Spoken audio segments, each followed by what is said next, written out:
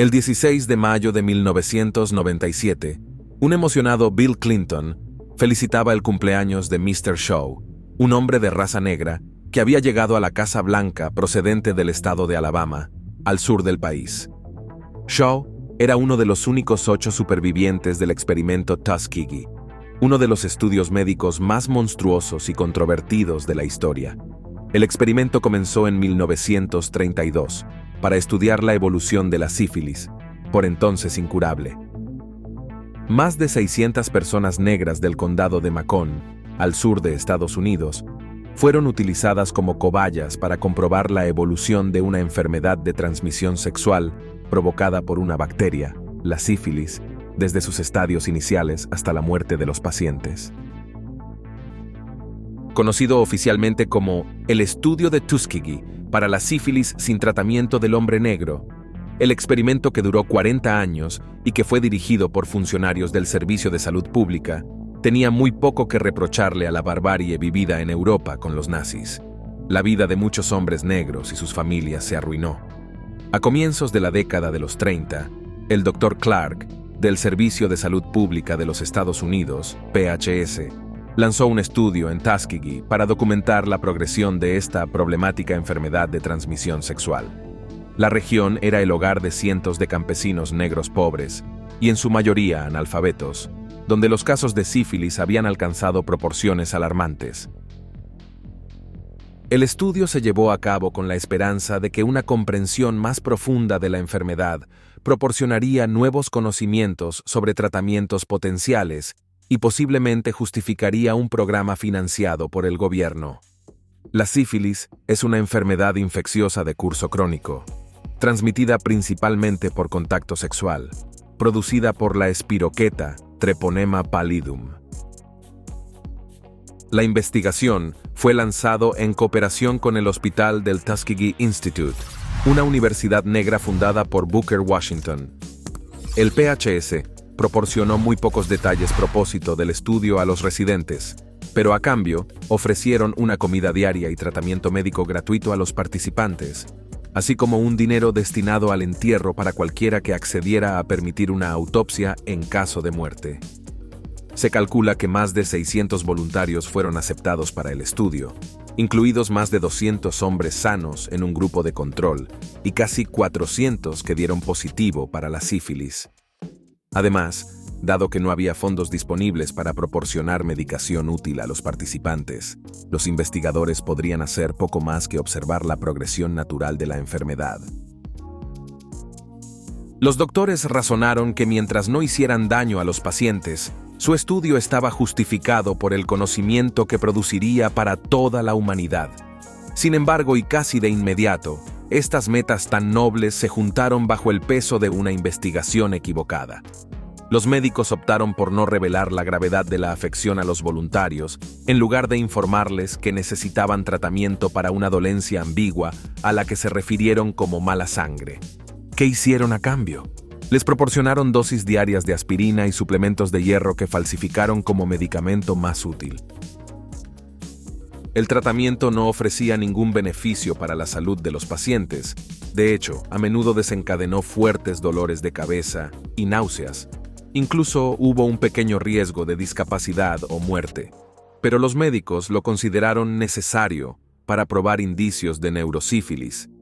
A su vez, los pacientes recibían cartas que ofrecían tratamiento gratuito especial para convencerlos de que aceptaran las pruebas, y el procedimiento se administraba generalmente para toda una región en un día, así evitaban que el desagrado general desalentara la participación. Lo cierto es que, a pesar del malestar ocasional, tratándose de trabajadores pobres, estaban encantados de recibir atención médica del gobierno. Incluso muchos de los enfermos de sífilis traían comida recién hecha para los médicos como forma de mostrar su gratitud. Durante los primeros años del estudio, la enfermedad la combatieron con cócteles tóxicos que incluían mercurio o arsénico y que a veces eran más perjudiciales para el paciente que la propia enfermedad.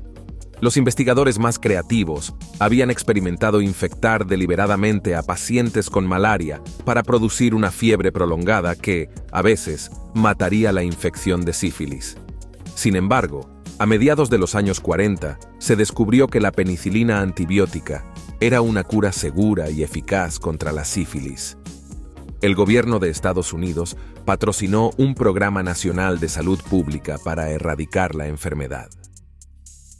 Los investigadores de Tuskegee, en un intento por preservar los frutos de sus trabajos, mantuvieron la cura en secreto para los pacientes. No solo eso, también proporcionaron a los médicos locales listas de los nombres de los participantes para que no les dieran la penicilina, a menos que interfieran con un estudio de salud del gobierno. Luego vino la Segunda Guerra Mundial, y tras el final de la guerra el famoso Código de Nuremberg, los principios éticos que debían definir los límites de la experimentación humana, estableciendo una serie de requisitos de consentimiento públicos e informados. Obviamente, el estudio de Tuskegee estaba en contradicción directa con muchas de estas directrices, pero los experimentos continuaron sin interrupción. Durante años, los doctores trataron a sus pacientes con un régimen de placebos. Pasaron los años hasta llegar a 1966. Un tipo llamado Peter Buxton, investigador de enfermedades venéreas, se enteró del estudio y envió una carta al director de su departamento expresando sus preocupaciones morales con respecto al experimento. La respuesta del Centro de Control de Enfermedades de Estados Unidos, CDC, no tiene pérdida. Le responden que el estudio debía continuar hasta que todos los pacientes murieran, de forma que le permitiría a los investigadores tener la autopsia de todos ellos. Buxton no da crédito. Además, la respuesta es apoyada por la Asociación Nacional Médica y la Asociación Médica Americana. 6 años después, en 1972, aparece un artículo en un periódico de Washington condenando el estudio Tuskegee y sus prácticas. El artículo fue escrito por Jean Heller en respuesta a una carta enviada por Buxton. Los lectores no dan crédito al saber que el Servicio de Salud Pública estaba evitando deliberadamente que los sujetos de la prueba recibieran tratamiento. Al día siguiente, la noticia salta al New York Times. El gobierno se defiende señalando que los experimentos se llevaron a cabo en voluntarios y que los pacientes siempre estaban predispuestos.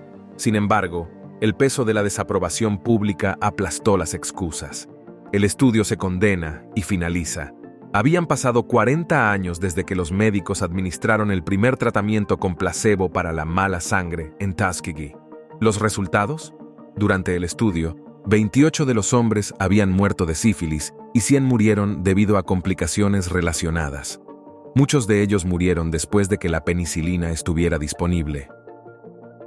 De los casi 400 voluntarios infectados originales, solo 74 sobrevivieron para saber que sus médicos solo habían estado fingiendo tratar su enfermedad durante las últimas 4 décadas.